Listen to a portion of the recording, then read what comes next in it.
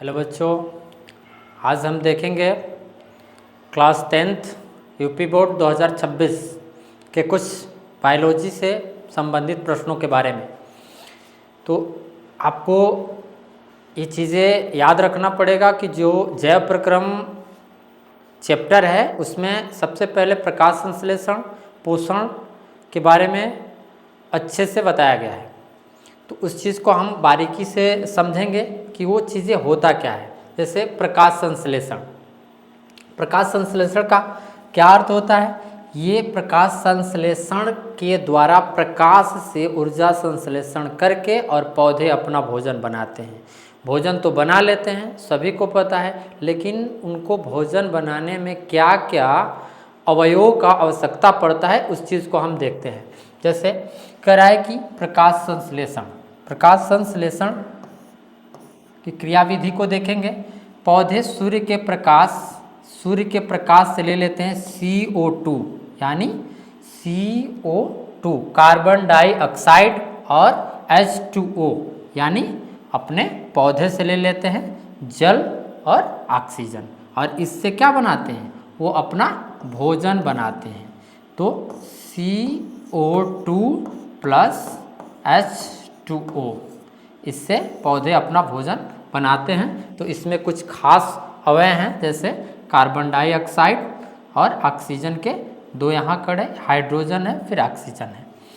आगे कह रहा है कि प्रक्रिया क्लोरोप्लांट में होती है। ये होती क्या है? ये जो प्रक्रिया होती है वो कहाँ होती है? वो होती है क्लोरोप्लांट। जिससे कहते हैं ना कि पेड़ों की पत्तियाँ पीली क्यों पड़ जाती है, तो पीला होने का कारण है कि उसमें क्लोरोफिल की पत्तियाँ, क्लोरोफिल पत्तियों में नहीं पाई जाती है, इसलिए वो पेड़ों से अलग हो जाती हैं। तो जो ये प्रक्रिया होती है उसको हम क्लोरोप्लास्ट कहते हैं। क्लोरोप्लास्ट, ये चीज़ याद रखेंगे। अब इससे एक समीकरण बन जाता है। समीकरण का जैसे है 6CO2 प्लस 12H2O, ये क्या है? आपके अवयव है ना। और इससे हमको प्राप्त होता है C6H12O6 प्लस CO2, और ये ऑक्सीजन उपवात है। तो ये इन चीज़ों से लेके प्रकाश संश्लेषण बनता है और पौधे अपना भोजन बनाते हैं। तो ये सूत्र अगर आप पूछ देगा कि प्रकाश संश्लेषण किन विधियों द्वारा बनता है, तो आपको इतना अगर लिख देंगे, 3-4 पॉइंट अगर लिख देंगे तो आपको बोर्ड में फुल नंबर मिलेगा। उसके बाद आगे चलते हैं। आगे है प्रकाश संश्लेषण के कारक भी हैं। कारक को हम अच्छी तरह से समझते हैं। कारक क्या क्या होते हैं? तो सबसे पहले प्रकाश संश्लेषण को करने के जो कारक हैं क्रियाविधि में, जो इसकी उपलब्धता होती है वो है प्रकाश की तीव्रता, दूसरा है CO2 की उपलब्धता, उसके बाद तीसरा है तापमान जो सूर्य के प्रकाश से मिलता है, और चौथा है क्लोरोफिल की मात्रा। ये 4 प्रकाश संश्लेषण के कारक हैं। इसको आप अच्छी तरीके से याद करिएगा। वो प्रकाश संश्लेषण हो गया। उसके बाद हम बात करेंगे न्यूट्रिशन के बारे में। पोषण के बारे में आपको पता होता है कि सभी जीवों को जीवित रहने के लिए तथा शरीर को में होने वाले विभिन्न उपाचयी क्रियाओं को पूरित करने के लिए ऊर्जा की आवश्यकता होती है। और ऊर्जा किससे मिलती है? तो न्यूट्रिशन से मिलती है, यानी पोषण से मिलती है। तो ये पोषण के प्रकार हैं। जैसे हम लोग कक्षा 10 के बायोलॉजी में ये चीज़ें प्रश्न देखने को मिलता है। तो इसमें है पोषण के कितने प्रकार होते हैं, सबसे पहले ये समझते हैं।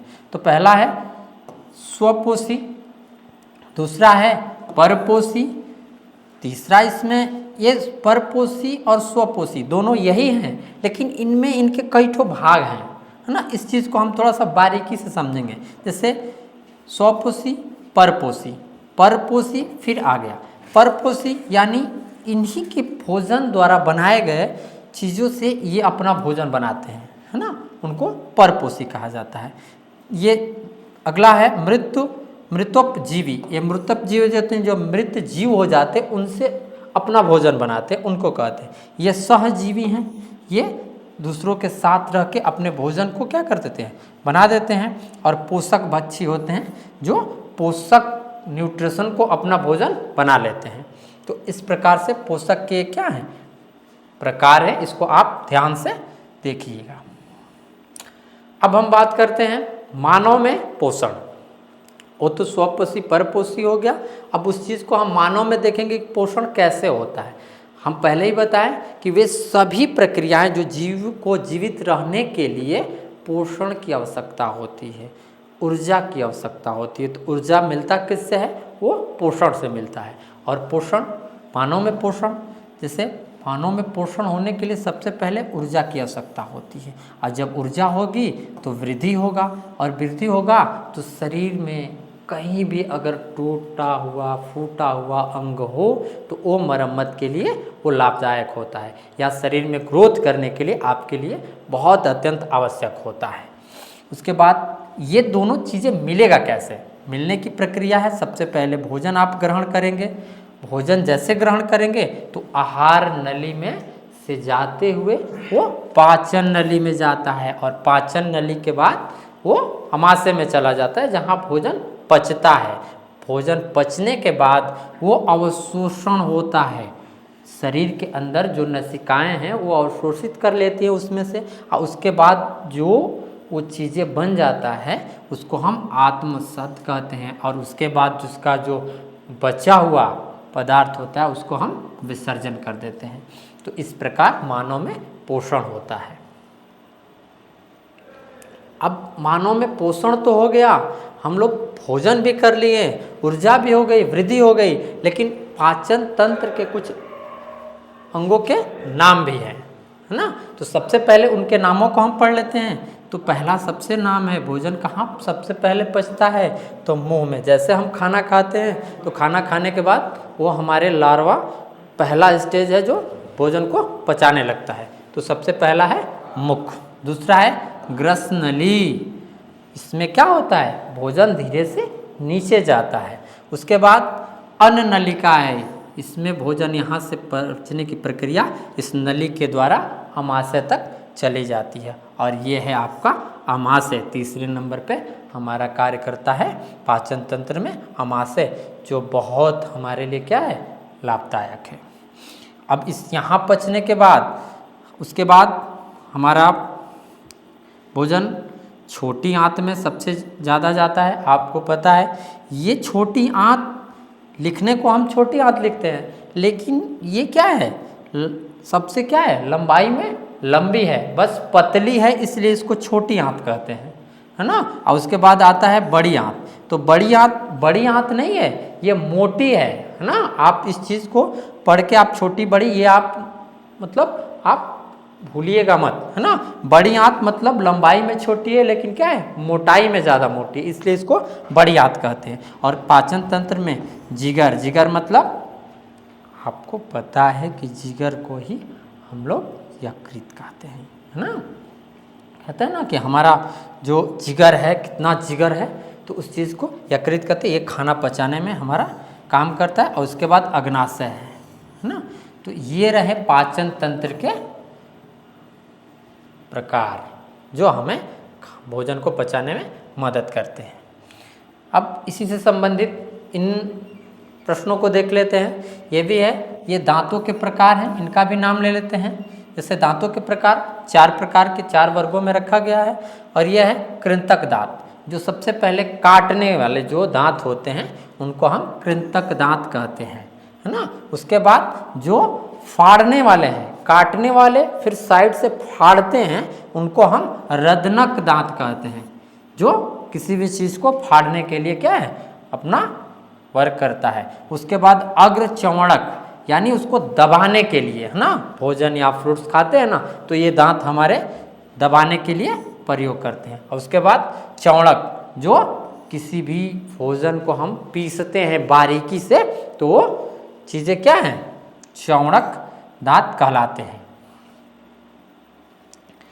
अब देखिए, अब हम बताएं कि पहले सबसे पहला भोजन मुख में पचता है। तो मुख में पचता है तो उस चीज़ को देखते हैं कि वो पचता कैसे है, किन चीज़ों से वो पचता है। सबसे पहले तो सबसे पहले हम इस चीज़ को ध्यान से देखेंगे, लार ग्रंथि एवं एमाइलेज, है ना। जब भोजन हम करते हैं तो लार आता है और एमाइलेज नामक ग्रंथि से चीज़ें आता है जो भोजन को क्या करता है, एकदम काट काट के एकदम लसिका बना देता है ना।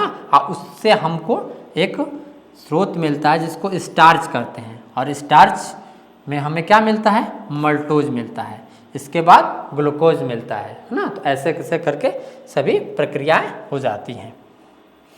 अब देखो, अब हम बताएं ना कि खाना पचता है अमाशय में, अमाशय हमारे लिए बेहद जरूरी है। तो अमाशय है, तो अमाशय में क्या होता है, इस चीज़ को हम पहचान कर सकते हैं। इसमें क्या होता है, हाइड्रिक क्लोराइड है ना, जीवाणुओं को नष्ट करता है। उसके बाद पेप्सिन प्रोटीन पचाता है। अब ये अमाशय का कहना है कि इसमें जो हाइड्रोक्लोरिक जीवाणु होते हैं उनको ये नष्ट कर देता है। उसके बाद पेप्सिन नामक जो एंजाइम होता है वो प्रोटीन को क्या करने, पचाने में काम करता है, और ये कहाँ होता है, वो अमाशय में होता है। आगे है छोटी आंत में पाचन प्रक्रिया। छोटी आंत बड़ी आंत है, मतलब लंबाई में क्या है, बड़ी है, लेकिन इसका नाम छोटा है बस, है ना। अब इसमें देखेंगे अग्नाशयी रस का प्रयोग करता है छोटी आंत, उसके बाद पित्त रस का प्रयोग करता है, और उसके बाद पोषक तत्वों का अवशोषण करता है, मतलब उनको खींच लेता है। और इस तरह से हमारे भोजन को, छोटी आंत को भी पचाने में क्या मदद मिलती है। अब उसके बाद है, जब सारा खाना पच जाता है तो हम क्या करते हैं, भोजन को बाहर डिस्ट्रॉय कर देते हैं, विसर्जन कर देते हैं। और विसर्जन करने की पूरी प्रक्रिया बड़ी आंत की जिम्मेदारी है। बड़ी आंत क्या करती है, भोजन बड़ी आंत के सहारे क्या कर देती है, बाहर निकाल देती है।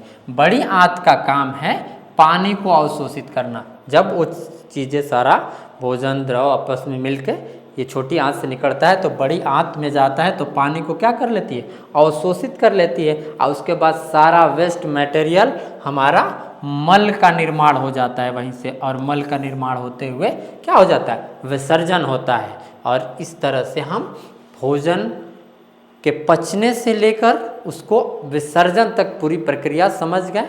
पोषण, न्यूट्रिशन, सारे चीज़ों को पॉइंट के सहारे समझाए हैं, और आशा है कि ये चीज़ें आपको बेहद अच्छे तरीके से समझ में आएगा।